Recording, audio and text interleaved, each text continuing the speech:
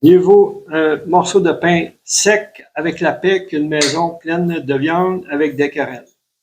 Un serviteur prudent domine sur le fils qui fait honte, et il y aura part à l'héritage, au milieu des frères. Le creuset pour l'argent et le fourneau pour l'or, mais celui qui éprouve les cœurs, c'est l'Éternel.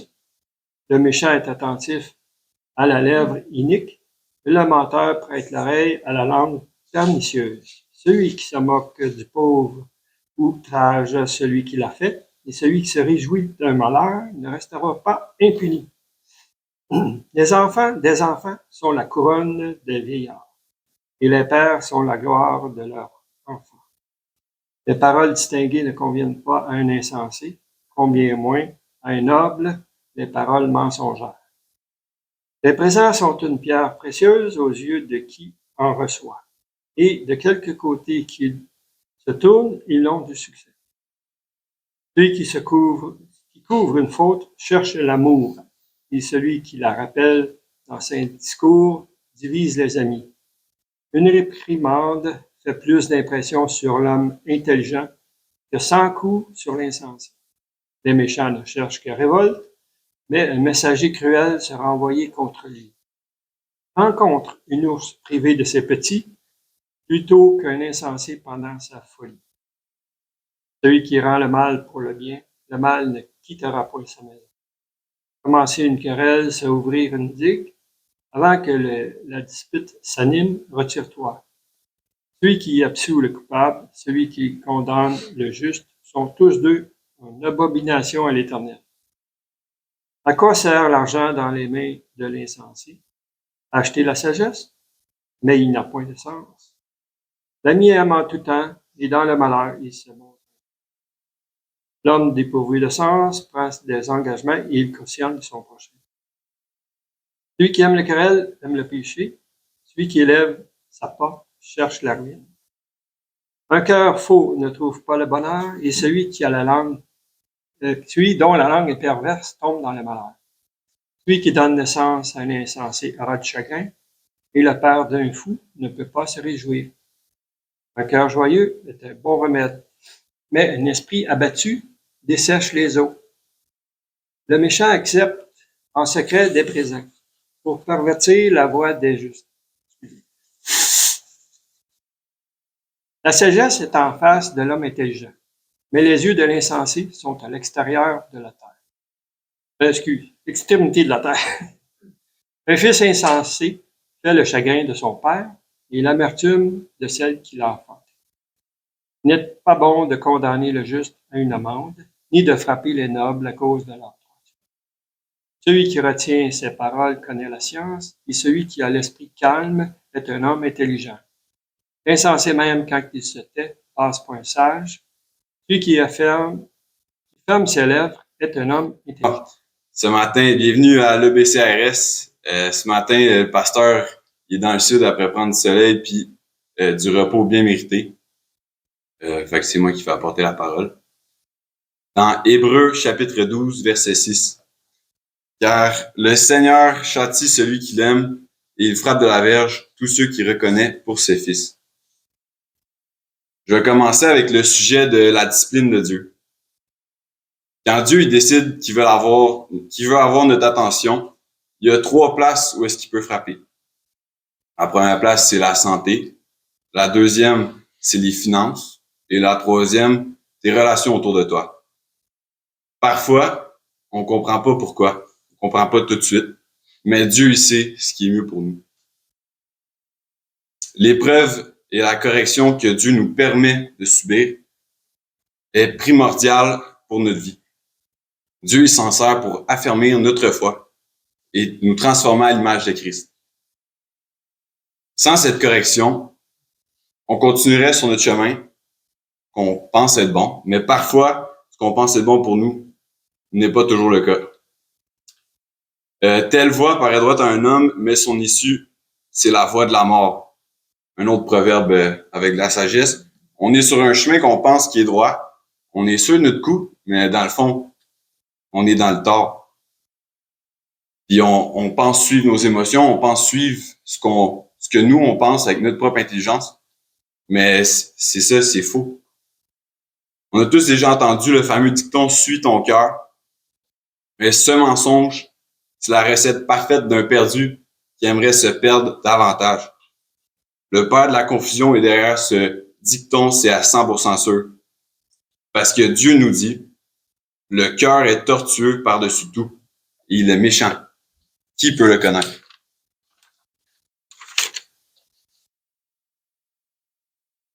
Nos sentiments sont plus souvent qu'autrement trompeurs.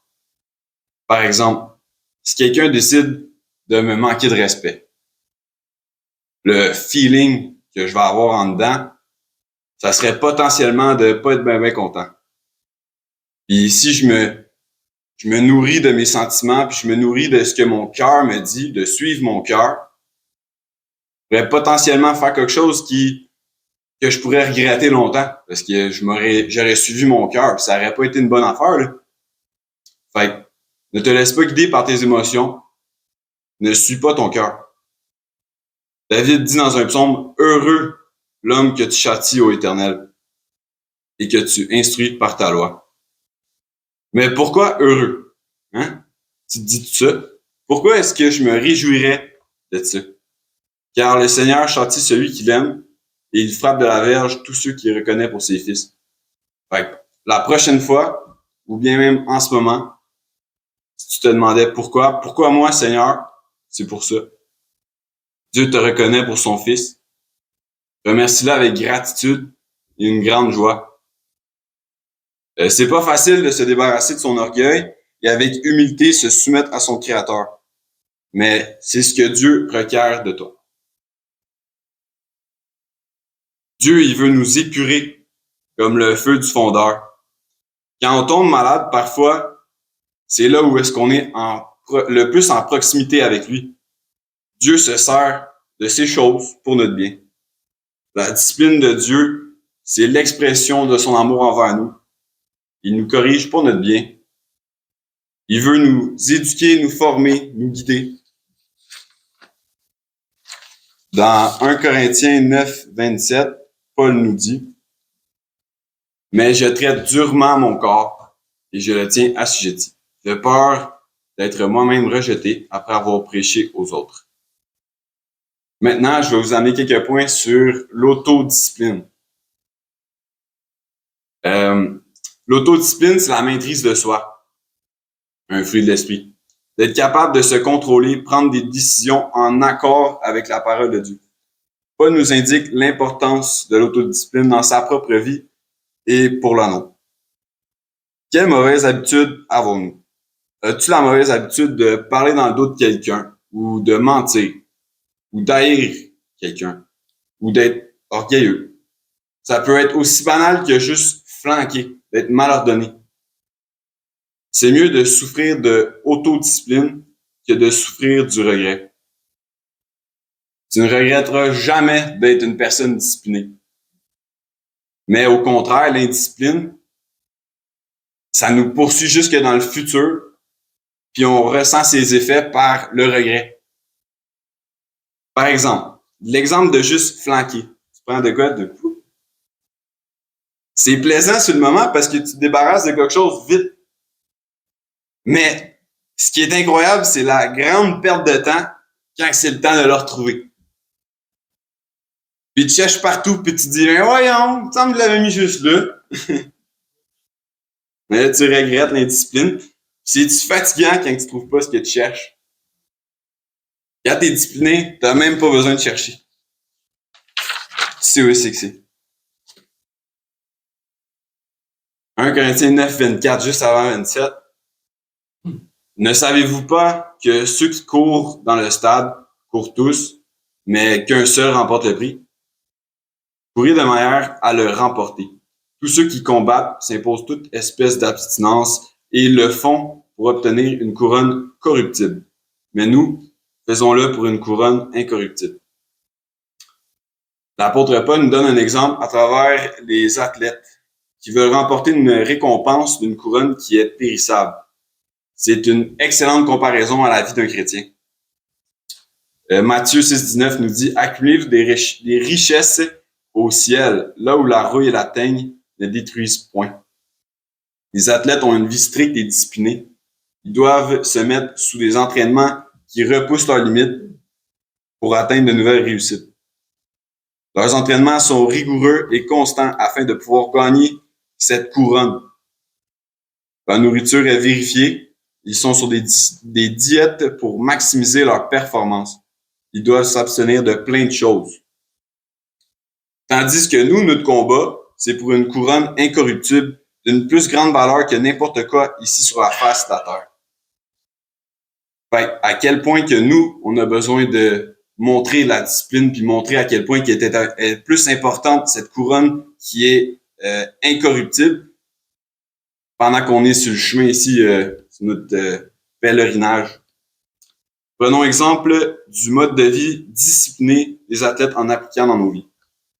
Autrement dit, j'ai tout à gagner et peu à perdre parce que notre récompense est éternelle au paradis. L'autodiscipline se résume à ça. Je fais ce que je dois faire et non ce que je veux faire. Nous sommes faits de 3 choses. Corps, âme, esprit. C'est pourquoi le travail de l'esprit et de la chair, c'est important. Certains chrétiens entraînent juste leur corps et leur esprit manque d'exercice. C'est nécessaire pour un homme de Dieu de se mettre le nez dans la Bible et de pratiquer, mémoriser, méditer sur la parole de Dieu, comme Dominique nous a bien dit tantôt. Il pratiquait à retenir le psaume 23. Et c'est important de mémoriser puis de pratiquer sur la parole de Dieu. Ainsi, de pratiquer la prière. La puissance de la prière, c'est comme la fondation d'une maison. Si tu ne pries pas, tu n'exerces pas cette partie de ta vie, tu te rends vulnérable à plein d'affaires. Vulnérable au doute, au stress, au manque de tempérance, au manque de discipline et j'en passe. Maintenant, il y a aussi à l'inverse. C'est important de travailler l'esprit, mais aussi la chair. L'entraînement physique est aussi important que de prendre soin de notre âme et notre esprit. En prenant soin de notre corps, nous honorons Dieu. C'est lui qui nous l'a donné, ce corps. Ne savez-vous pas que votre corps est le temple du Saint-Esprit qui est en vous? En entretenant le temple de Dieu, ça nous donne ça nous aide à pouvoir mieux servir Christ. Car les bienfaits de l'entraînement physique sont une meilleure santé physique, une amélioration pour la santé mentale et émotionnelle, et ça cultive la discipline, la persévérance. Ce qui est important pour notre vie spirituelle et physique.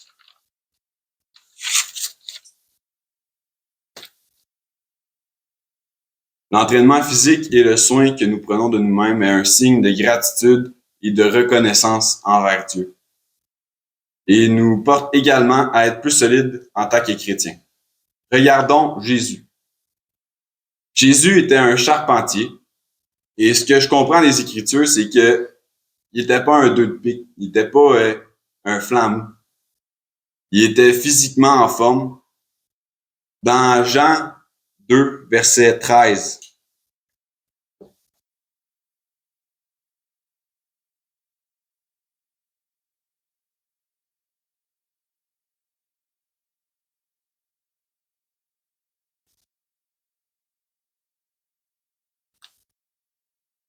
Jean 2, verset 13. La Pâque des Juifs était proche. Pour nous aussi d'ailleurs. Et il monta à Jérusalem. Il trouva dans le temple les vendeurs de bœufs, de brebis et de pigeons, et les changeurs assis, ayant fait un fouet de cordes. Rappelez-vous de ça. Il les chassa tous du temple, ainsi que les brebis, les bœufs. Il dispersa la monnaie des changeurs et renversa les tables. Et il dit aux vendeurs de pigeons, ôtez cela d'ici, ne faites pas de la maison de mon père une maison de trafic. Jésus a mis dehors tout le monde. Personne ne l'a arrêté. Pensez à ça. Jésus a aussi préparé une âme pour arriver avec. Il s'est préparé pour se fâcher en se faisant un fouet. Il savait ce qu'il voulait faire avec. C'était un acte prémédité. Jésus, c'était pas une mauviette et il était pas peureux. En passant aux chrétiens et à l'Église, nous avons un stéréotype d'être des faibles, des gens qui tournent l'autre joue et qui se laissent abattre. Mais Jésus, dans son sermon sur la montagne, dans Matthieu chapitre 5, verset 38, ça dit, vous avez appris qu'il a été dit, œil pour œil, dent pour dent. Mais moi, je vous dis de ne pas résister aux méchants. Si quelqu'un te frappe sur la joue droite, présente-lui aussi l'autre. Si quelqu'un veut plaider contre toi et prendre ta tunique, laisse-lui encore ton manteau. Si quelqu'un te force à faire un mille, fais-en deux avec lui. Alors, Jésus, quand il parlait de tourner l'autre joue, nous donnait des instructions différentes de ce qu'on peut tous penser. Alors, je vous explique. Dans cette époque, la culture juive, frapper sur la joue droite, n'était pas juste une insulte, mais un signe de mépris.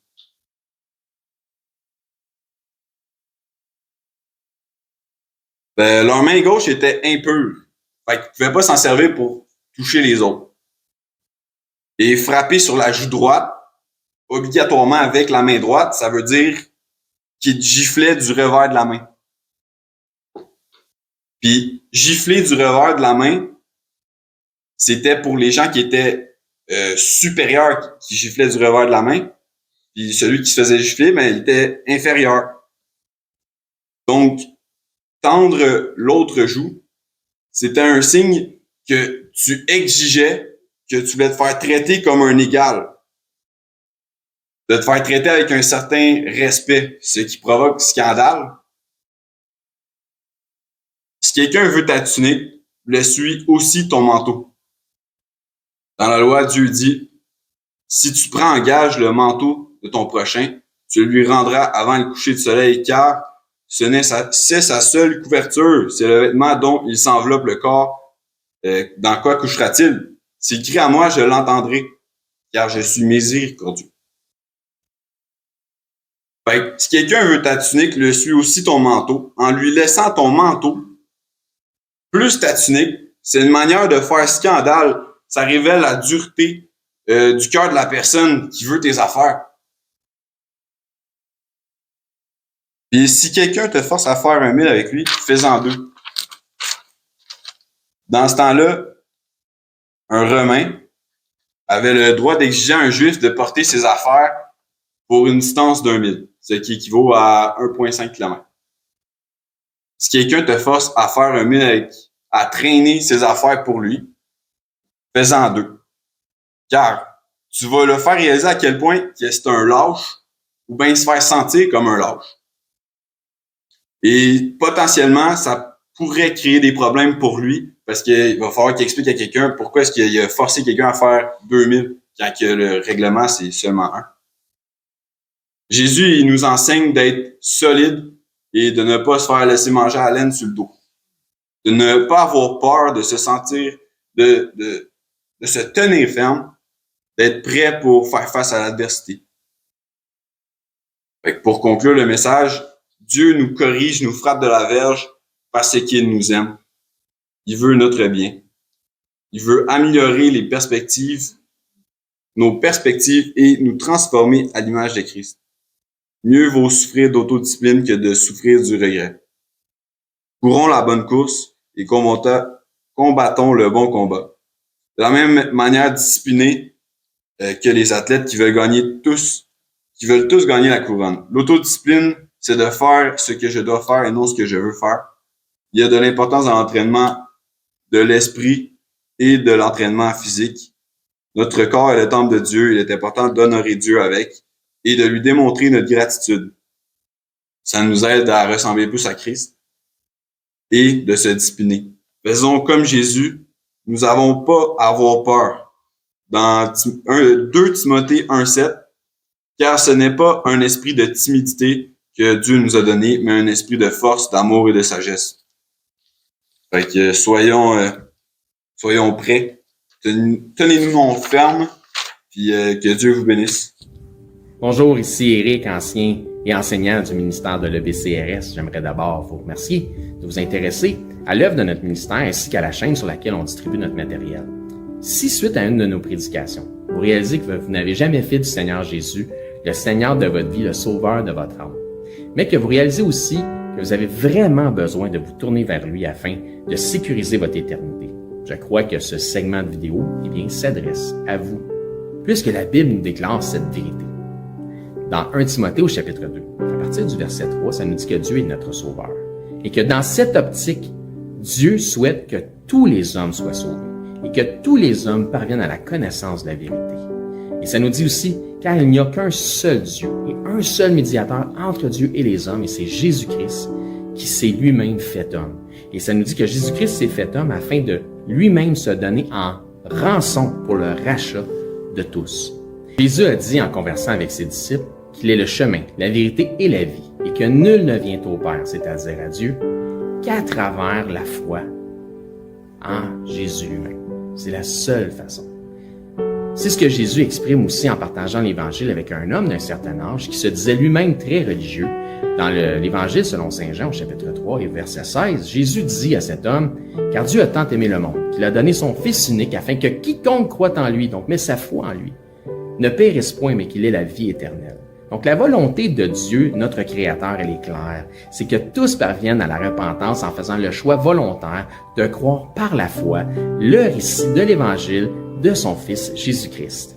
Les informations qui nous sont transmises dans la Bible nous font comprendre que par nature, malheureusement, nous avons tous enfreint les règles de sainteté déjà établies par Dieu. Nous avons tous enfreint au minimum une des 10 lois, des 10 règles, des 10 commandements, mentir, prendre le nom de Dieu en vain, manquer d'honneur à nos parents, blasphémer, peu importe. Donc Dieu, dans sa perfection, qu'il ne peut renier, est 100% juste. Et puisqu'il est 100% juste, il doit nous juger selon la justice. Et comme nous sommes tous coupables de péché et de transgression, nous méritons tous notre sentence. Mais bonne nouvelle, parce que Dieu, dans sa perfection, est aussi 100% miséricordieux et souhaite faire miséricorde à tous. Donc, Dieu nous tend la main afin de nous sauver du châtiment qui lui est réservé aux transgresseurs de sa loi. Jésus nous explique qu'un endroit terrible a été préparé pour Satan, le chef des anges déchus, des démons, un endroit de flamme, de regret, de tourment, de souffrance, etc. Et la réalité de l'enfer que Jésus nous explique, les raisons pourquoi c'est si effroyable, et que tous les attributs de Dieu, ils sont absents, puisque c'est tellement éloigné de Dieu. Tandis que Jésus dit à ses disciples qu'il est allé au ciel, dans la demeure du Père, pour nous y préparer une place. Dans cette place, le paradis céleste, étant auprès de Dieu, au contraire de l'enfer, étant dans sa proximité, nous y retrouverons l'ensemble des attributs que procure sa présence. La joie, l'allégresse, l'amour, le bonheur, mais dans une proportion qui est inexprimable et incompréhensible pour les simples charnels que nous sommes présentement, dans une façon que les mots ne peuvent pas exprimer. La Bible déclare que le salaire du péché, c'est la mort, et non seulement la mort physique, mais aussi la mort spirituelle. Et que la mort spirituelle est une incapacité à avoir accès à Dieu. C'est une séparation d'avec Dieu. La Bible déclare dans Romains, chapitre 6, 23, que le salaire du péché, c'est la mort, mais que le don gratuit de Dieu, c'est la vie éternelle en Jésus-Christ, notre Seigneur. La vie éternelle est donc un cadeau que Dieu vous fait, qui est accessible pour tous, dans la mesure où chacun accepte de recevoir ce cadeau. Donc, tel un cadeau qui nous est offert, la réalité représente que nous n'avons pas d'effort ou d'œuvre à faire utile pour recevoir ce cadeau. Sinon, ça ne serait pas un cadeau, mais ce serait un dû. Ainsi donc, il n'y a aucune œuvre que nous pourrions faire pour nous racheter nous-mêmes de nos fautes, de nos transgressions ou de nos péchés que nous avons commis contre Dieu. L'œuvre utile pour notre rachat a été accomplie par Dieu en la personne de son Fils Jésus-Christ lorsqu'il a pris notre place sur la croix. Ce qui a été entièrement confirmé aussi pour notre justification à la résurrection des morts après 3 jours et 3 nuits au tombeau. Ainsi donc, la Bible dit que pour être sauvé de la mort et de l'enfer, c'est-à-dire afin d'avoir la vie éternelle et notre place au ciel, il faut simplement mettre notre foi en Jésus-Christ, le Seigneur. La Bible dit « Crois au Seigneur Jésus et tu seras sauvé ». Mais croire au Seigneur Jésus, c'est important qu'on en parle. Croire au Seigneur Jésus a une signification. C'est simple, mais, comme je dis, important. Cela signifie de croire par la foi dans le récit de l'Évangile de son Fils. Puisque la Bible dit que l'Évangile est la puissance de Dieu pour le salut de quiconque croit. Que dit donc cet Évangile, cette bonne nouvelle, puisque Évangile veut dire bonne nouvelle? Mais Romains, au chapitre 10, nous en parle justement. À partir du verset 8, ça nous dit que cette bonne nouvelle, cette parole, est près de toi, elle est dans ta bouche et dans ton cœur. Or, c'est la parole de foi que nous prêchons. Si tu confesses de ta bouche que Jésus est le Seigneur et que si tu crois dans ton cœur que Dieu l'a ressuscité des morts, tu seras sauvé. Ça nous explique ensuite, car c'est en croyant du cœur qu'on parvient à la justice et c'est en confessant de la bouche qu'on parvient au salut, selon ce que dit les Écritures. Quiconque croit en lui ne sera point confus. Il n'y a aucune différence pour quelque nation que ce soit juif ou grec, puisque tous ont un même Seigneur qui est riche pour tous ceux qui l'invoquent. Car quiconque invoquera le nom du Seigneur sera sauvé. Il ne s'agit donc pas de réciter une prière selon une formule toute faite qui fait la différence, mais bel et bien de mettre sa foi dans le Seigneur Jésus-Christ. Si vous croyez que Jésus-Christ, Dieu le Fils, le ressuscité, est Seigneur et que vous acceptez d'en faire le Seigneur de votre vie, ainsi il devient instantanément aussi le sauveur de votre âme. Si tel est votre cas, gloire à Dieu, vous faites maintenant partie de son troupeau. En tant que nouveau disciple, ce qui est important maintenant, c'est de vous trouver premièrement un enseignant qui enseigne la vérité de la parole de Dieu. Et joignez l'assemblée où cet enseignant œuvre afin d'avoir part à l'amour des frères et de la famille en Christ. Si pour nous vous êtes local, c'est-à-dire par exemple 2 heures de transport et moins, eh bien venez nous voir, ça va me faire un plaisir de vous recevoir et nous pourrons parfaire votre éducation spirituelle selon une saine doctrine des Écritures. Donc c'est là-dessus que je vous dis, soyez bénis et je l'espère, à bientôt.